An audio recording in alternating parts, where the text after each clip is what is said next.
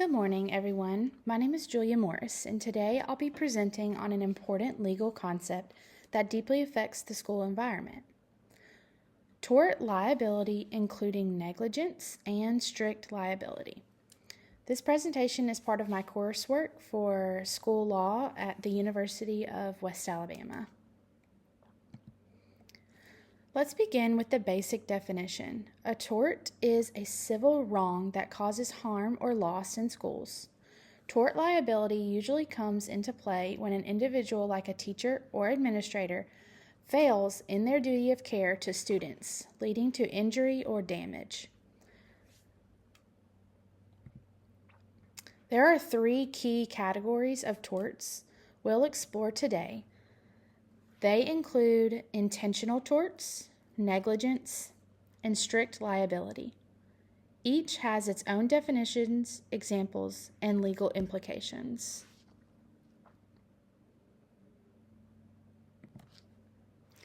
Intentional torts occur when someone purposely causes harm. This means the action that caused harm was not an accident, even if the outcome wasn't what the person really intended. In schools, this can involve students, staff, or even visitors intentionally engaging in behavior that results in harm.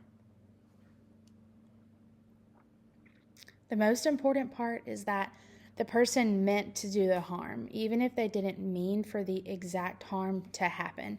It was intentional.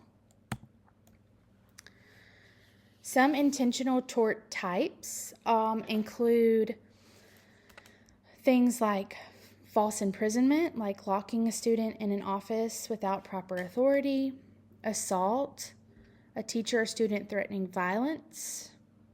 For example, the one that I used was when someone threatens to hurt another person and makes them feel scared, like that they will be harmed. So just really threatening the violence.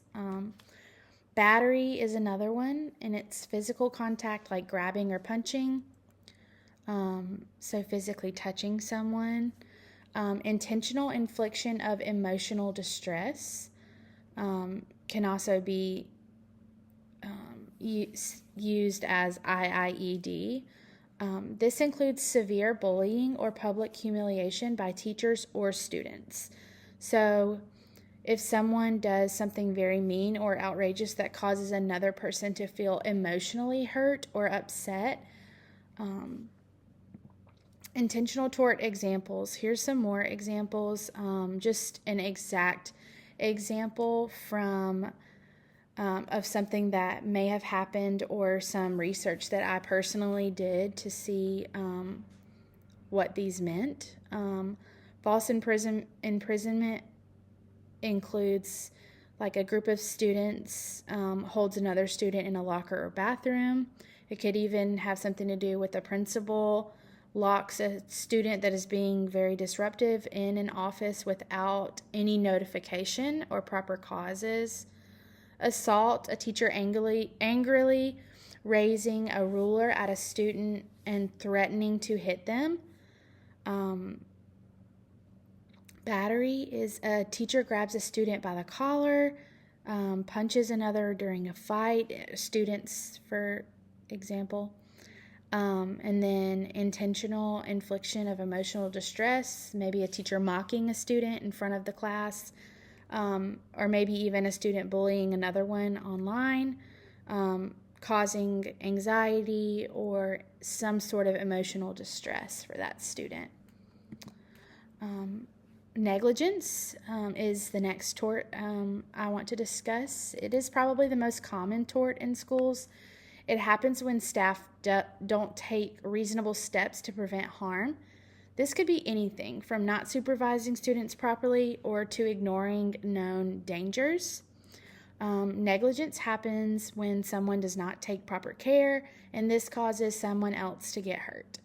In a school, this can happen when teachers, staff, or principals do not do what they should do to keep students safe.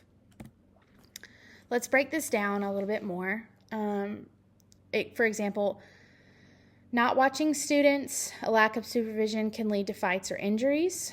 Unsafe conditions, broken equipment, wet floors pose obvious risks, ignoring danger, transportation issues. These examples show how negligence can play out in real situations, from playground injuries to transportation errors. The key is foreseeability. Could the harm have been predicted or prevented? So, for example, if it could have been seen to have not happened prior to it actually happening. Examples of negligence include a teacher leaving a student alone and a fight happens on the playground, so that's intentional. If you walk away, you are not watching those students. Unsafe places or equipment, broken playground equipment is not fixed and students get hurt, so you're allowing a student to play on something that you know is broken. Ignoring dangers such as a window's broken and you don't fix it. Bullying is happening, but nothing is being done, even though you know it.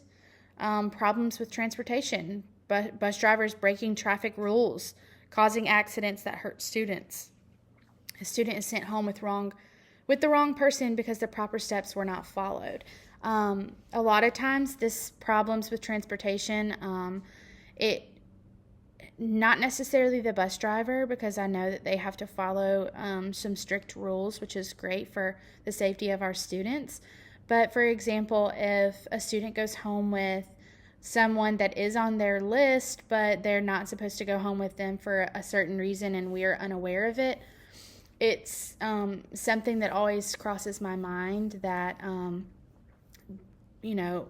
that someone might try to say that negligence is happening, but it's definitely something that we keep a really strict, close eye on, and make sure we know every day how every student is going home. The next tort is strict liability, and it is different. It applies when someone or an institution is held responsible for harm, even if they did everything carefully. The activity itself is risky, but the liability still does apply. Strict liability, another explanation is in schools, strict liability is not often used. Most injuries happen because someone was not careful. But if something is very dangerous or the law says the school is automatically responsible, like with unsafe equipment, strict liability can be used. Some examples include using hazardous chemicals in science labs, defective playground equipment, bringing in dangerous animals for different events. Even if all protocols are followed, schools may still be liable because of the nature of the activity or product involved. I personally did some research on these to try to see like some examples that may have happened in the past. Just one that kind of stood out to me was the defective sports helmet provided by the school causing a head injury. You could have a helmet that's out of date, or you could have a helmet that you didn't know a student broke because they didn't tell you, and then the next student goes to put it on. The school is still liable. So things like that do happen, and it's something that we have to try our best as teachers and even as principals to stay accountable for checking things that we need to be checking.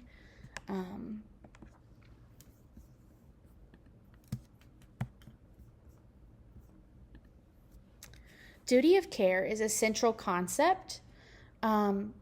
School staff have a legal and ethical obligation to protect students' physical and emotional safety.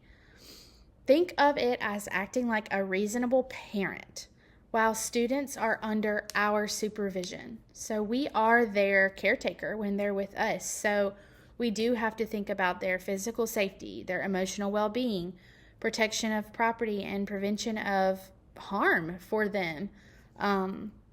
If we see that something could happen, we have to try to prevent those things. So, how do schools protect themselves? By being proactive. Set and follow clear rules. Ensure consistent supervision. Maintain safe facilities. Train staff properly. Document everything. And be cautious with risky activities. The key is to be on top of it and be very aware of the things that are going on at your school so that you can try to prevent and be proactive instead of reactive. Finally, risk reduction involves systemic effort. Annual training for staff, especially as mandatory reporters. So having that training for all of your staff, because we are mandatory reporters for everything. Anything we see, we have to report. Strong policies and procedures for all situations. You don't want it to be questionable. What am I supposed to do here? Make sure your teachers know. Constant emphasis on supervision. So your teachers should never be able to leave students alone. And if it's something that happens, as an administrator, something needs to be done. And also just having routine maintenance on things that need to be checked. There's a lot of things that go into a school, a lot of moving parts, and sometimes things can get let go. But if we really stay on top of our routine maintenance, then things can be hopefully prevented from happening. These steps don't just reduce liability, they make schools a safer place for everyone, including students, faculty, staff, visitors. Super important to be proactive rather than reactive. These are my references. Thank you for listening. These materials were compiled from research and different case studies to help us understand tort liability in the real world in school settings. I'm happy to answer any questions you might have. I'm still learning this and have been blessed to have had the opportunity to do this assignment to try to give me more information on what is to come one day. Thank you guys for listening.